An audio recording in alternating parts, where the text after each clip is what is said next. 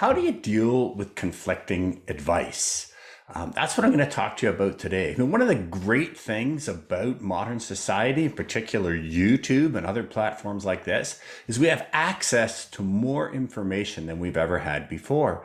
But part of the problem is everybody who has a cell phone can be putting out information and putting out advice. And so you get so much of this advice coming in, and often it's conflicting.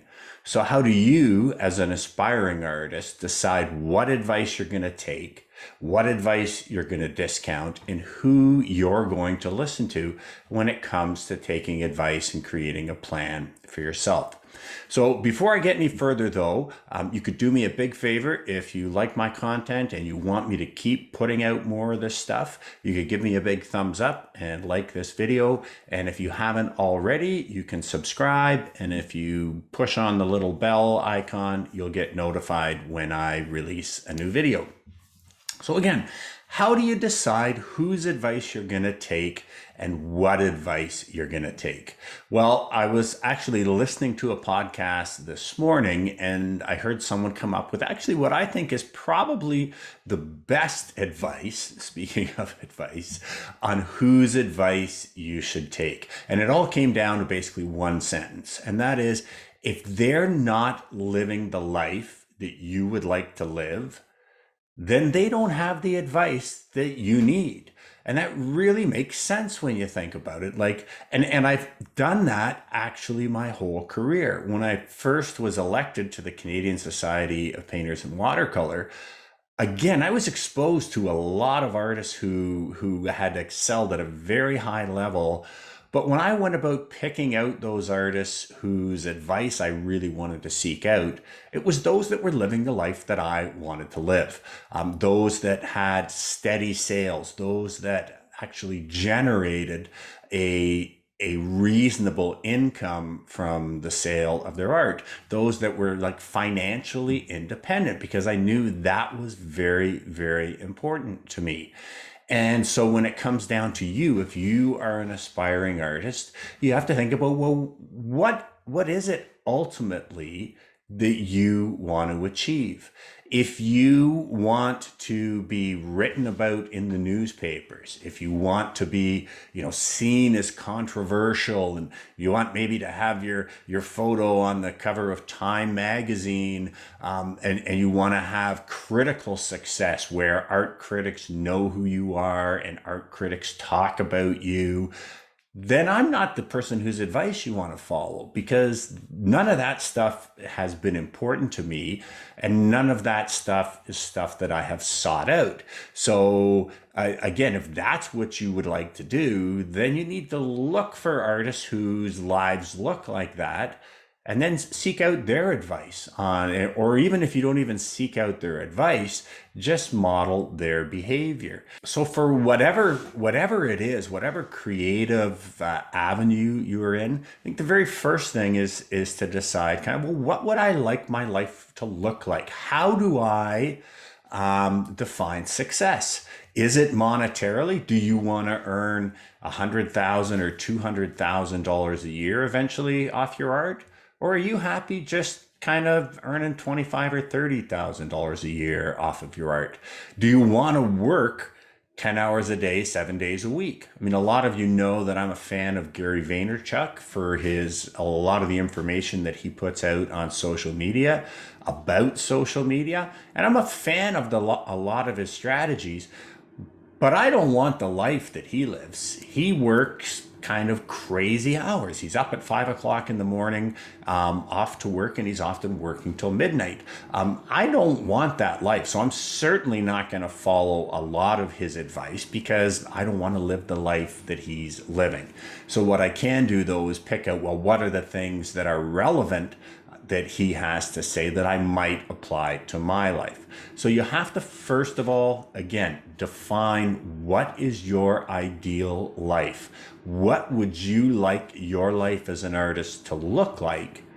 And then find people who are actually living that life. They are the best ones to be able to give you advice on how to achieve what they've achieved. Now, I guess if I want you to follow my advice, I should probably tell you what my life looks like. Some of you may know, but a lot of you may have no idea what my life looks like. So basically, I'm in a situation now where I've been a professional artist for 21 years. Most of you know that I quit my job as a police officer and cashed in my pension back in 2000 to pursue this. So for the longest time, my life was basically just going into the studio and painting. And I would then sell my work both through galleries and individually to clients. And initially, I was like most artists, I struggled and eventually started making $30,000 a year, and then 50, and then 100, until now where I'm tracked pretty much every year. I know I'm going to make, over $200,000 and potentially over $250,000. But my life now is very different than what it was like when I was still trying to create a name for myself, still trying to create a brand, get recognition from galleries, and build an audience. At that time, my life was very busy. I worked almost every day. Now, I only painted probably 4 or 5 hours a day, 5 or 6 days a week, but I had a full-time job as an artist. Now, after 21 years, I'm in a very different situation. My son Cameron works for me full time, and he does all of the things that I don't really want to do. He's out today making deliveries to 3 different clients. He looks after all the logistics of, creating the website, running our online store, doing all of our printing, answering emails to do with clients, all of that kind of stuff. I don't have to deal with that anymore. I pay him to do that. And I also don't paint an awful lot right now. Most of you know that I've really decided to kind of throw myself into this teaching thing. That has become my new passion. But I also decided this summer that this was the year that I was really going to focus on improving my golf game. So I've been able to go out and golf 3 or 4 times a week. I'm probably only working, a couple hours a week. And I've been able to take several weeks off during the summer, where one whole week putting a garden in, we had a vacation up at the cottage. So right now I would consider the way that I've been over the course of the summer to be semi-retired. But that doesn't mean we're not still earning a good income. Just in the past 4 days, for example, we sold a $2,000 original where a client came out to the house to view the piece. This weekend, we sold 2 giclées worth $1,500 online, sold a big course worth $600, and a number of smaller courses worth $79. And we're actually on track this year to hopefully, knock on wood, do over $250,000 in earnings. And that's because of all of the work that I put into my career kind of leading up to the last few years. And then making a really conscious decision in the last 2 or 3 years that I don't want to be beholden to this easel behind me, that I don't want to have to get up and go in front of the easel and paint every day for the rest of my life. I may decide in a year or so, once I've got all the courses created that I want to do, that I want to get back to painting, and maybe even I'll get back to painting, 4 or 5 hours a day, 5 or 6 days a week. But the important thing is I don't have to do that. I know that right now, if I wanted to, I could just kind of walk away from actually the entire art business and I'd be okay. I don't want to do that. And then right now I'm really focused on building the Art Academy. And that's actually gone very well. We started the Art Academy at the end of December of last year. And so far, we're almost at $60,000 in earnings off the online Art Academy. And we're on track potentially to do $100,000 in earnings in our very first year. So that's kind of what my life is like now.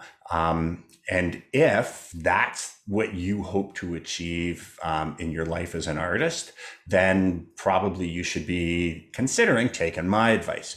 But if you don't want those things, if there are other things that are more important to you that you want to achieve as an artist, then you should probably look for people who have achieved that.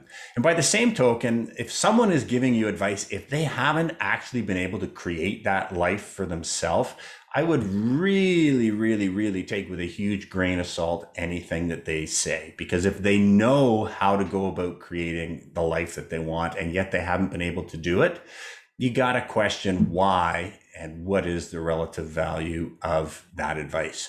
Now, for those of you who are serious about art and you'd like to achieve the sort of life that I've achieved as an artist, I have an online course that I'm offering. It's a bundle. And I really feel kind of weird about getting in the salesy kind of frame of mind here, but we have an offer that's ongoing right now that's going to disappear very soon, because one of my courses, my big course, the bundle, it's called Becoming a Successful Artist. It has attached to it a lifetime free membership in what I call the Hungry Artist Community. That's an online community where we get together about once a month right now, and I will critique artists' work. We're also getting into individual coaching sessions, but that will be available for everyone to see. And this is all about kind of me interacting with people and giving individual advice on their work and actually on their careers. And we're offering that free lifetime membership in the Hungry Artist Community when you purchase the Becoming a Successful Artist bundle, but that's only up until we have the first 100 people in the community. After that, it's going to be a paid subscription service where we're going to charge $19 a month. So to be able to get in on it now and to be able to have that for life, I think is an incredible value. And if you're really, really serious about pursuing a career as an artist, I think this could really help you. And like I say, it's available. It'll be available after the 100 people, but you're going to spend $19 a month on it. Now, if you want to find out more about that course, you can go to my free webinar, 10 Keys to Selling Your Art. And you can do that just by going to www.aspiringartist.ca. I'll put the actual link in the bottom of the video. But when you watch this video, it's going to tell you the 10 keys that I believe are important to selling your art. It's going to give you kind of a 15, 20-minute bio of me, how I went from being a starving artist to giving up the dream, joining the police force, and then eventually creating the life that I have now. It's going to talk a little bit about Brooke Cormier, the one artist that I mentored. I think so. There's the social proof that I kind of know what I'm talking about. And then it's going to talk about the course, and it's going to give you an offer, and you're going to have the ability to buy the entire course with all of my courses that are up there now, as well as any future courses that are directed at becoming a successful professional artist.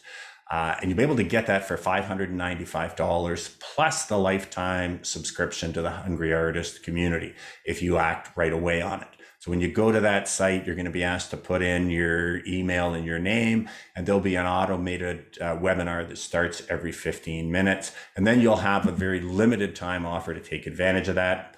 And as I say, that is only good until we have the first 100 people registered. And we're actually getting down to the point now where I'm expecting that first 100 is going to be reached probably within the next month or so. So again, I don't like to be too salesy, but I would hate for someone to say in 3 months that, oh my God, I didn't know about this offer. I would have taken advantage of it if I had known. So that's www.aspiringartist.ca. If you want to learn more about my course, and if you want to take advantage of the offer that gives you free lifetime subscription to my private community.